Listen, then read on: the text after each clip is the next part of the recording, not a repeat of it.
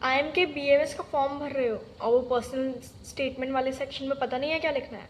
कोई बात नहीं, आज मैं यहाँ हूँ और आई गाइड यू कि वो कैसे क्या करना है, और इस तरीके से कि वो तुम्हारी स्टोरी लगे, कोई ChatGPT की स्टोरी नहीं। So hello guys, here I am Paridip Tomar and I am a student of IMK BMS। और मैंने भी लास्ट ईयर ये फॉर्म भरा था and I was also help confuse कि क्या करना है। So let's start. So the first question is, why am I interested in IMK BMS?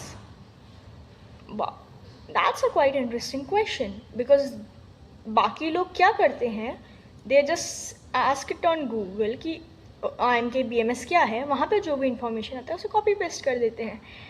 But here they are asking why you and why this program.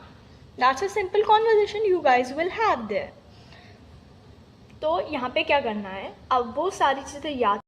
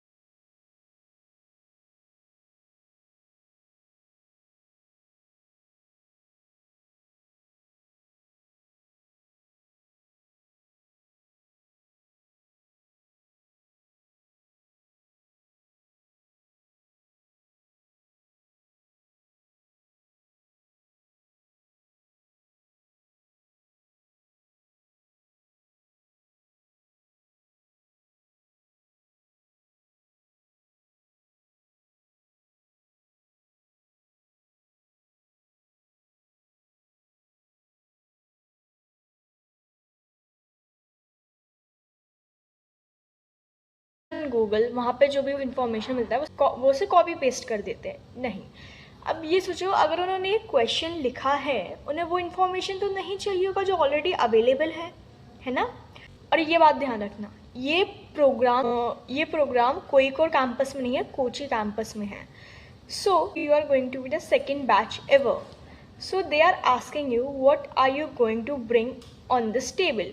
Why should we select you and why this? That's the simple answer. And the second question is about your personal and professional goals.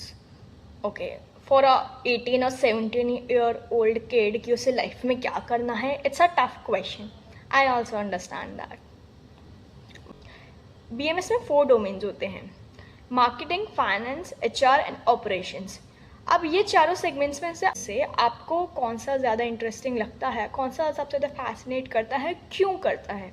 अपन ने पहले discuss किया था ना कि यहाँ से अपना management में इंटरेस्ट जगह है, उससे कनेक्ट करो. हाँ, वो एक एग्जांपल है, एनुअल फंक्शन में मैंने एक इवेंट मैनेज किया था, वहाँ से फाइनेंस डिपार्टमेंट को सपोज अगर आपने देखा हो तो उससे कुछ रिलेटेड बताओ कि हाँ यहाँ मैं ऐसा कर. ज़रूरी नहीं है कि कुछ पास से रिलेटेड हो, कुछ भी हो सकता है जो आगे इंटरेस्टिंग लगे. Numbers, markets, stock market, supply chain, branding, anything, कुछ भी चलेगा, बस उसमें इंटरेस्ट हो and you should own it. Why are you liking that?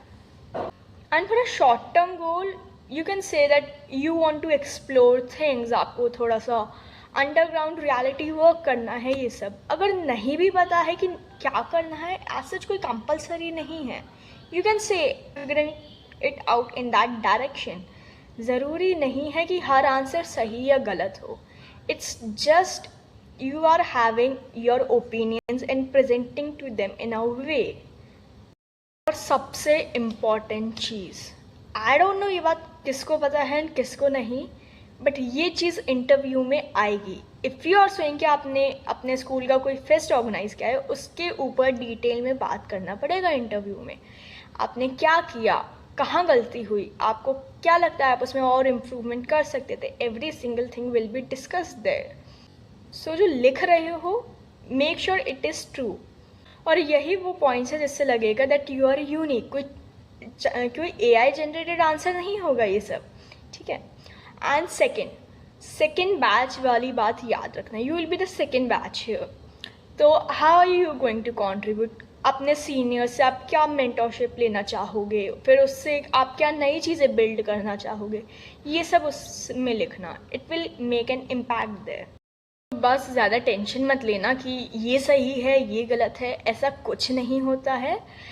सिर्फ आपकी पर्सनालिटी है, आप उसे किस तरीके से प्रेजेंट कर रहे हो, किस तरीके से कम्युनिकेट कर रहे हो, इस सब पे फ़र्क पड़ता है.